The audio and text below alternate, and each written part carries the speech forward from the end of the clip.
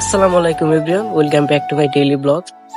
তো আজকে আমি এমন একটি গ্রামে আছি যে গ্রামে আমি প্রায় 12-13 বছর আগে ছিলাম।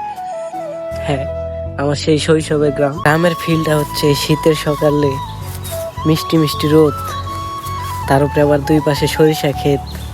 কার না ভালো লাগে? কেমন লাগে আপনারাই বলে যাবেন। চার দেওয়ালে মাঝখানে থাকি তো গ্রামের যে ফিল। এই সরিষা ক্ষেতের সামনে হচ্ছে মূলা ক্ষেত, আর ওইদিকে ভুট্টা। তো এই রাস্তা দিয়ে যাওয়ার সময় একটি রহস্যময় জিনিস চোখে পড়ছে, যেটা আপনাদেরকে না দেখিয়ে পারলাম না। তো এটা কি কারো জানা থাকলে বলে যাবেন। আমি যতটুকু শুনেছি দাদির মুখে এটি নাকি ফুল টুল নষ্ট করতে আসে পাখি বা ইঁদুর, ওইগুলো তাড়ানোর জন্যে। তো রাতের দিকে যদি কেউ এসে দেখে এটা, তার অনুভূতিটা কেমন হবে? মানে একদম রাস্তার ধারে বরকা পরিয়ে দিছে একটা। মানে এই জিনিসটা দেখে অবাক হইলাম।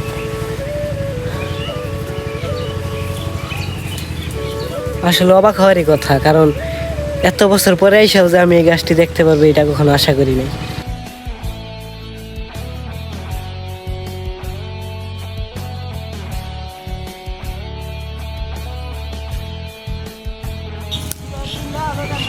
টক মিষ্টি ফ্লেভার।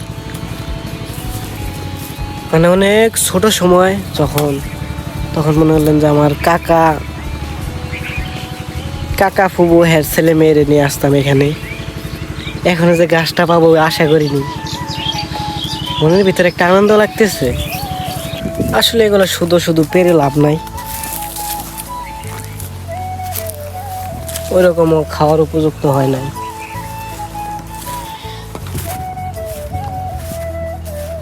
আর এই যে হইতেছে ভুট্টা ক্ষেত। মানে আমাদের এখানে ময়মনসিং হালুয়াঘাট, এখানে চাষাবাদ অনেক হয়। ছোটবেলা থেকে দেখে আসতেছি যে এই ক্ষেতগুলো এইদিকে সব ক্ষেতে চাষ করা হয়। যেমন ধরেন এদিকে লাউয়ের চাষ বেশি হয়।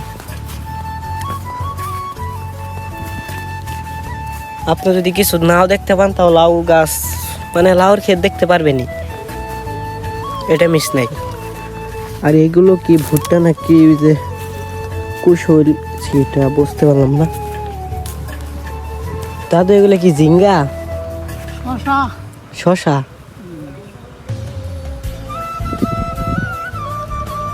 এখন খালি শশার চাষই হইব। ধান চাষ করার পর এখন শশা চাষ করা হবে। এদিকে শশা চাষও বেশি হয়, অনেক পরিমাণ, হিউজ পরিমাণ শশার চাষ হয়।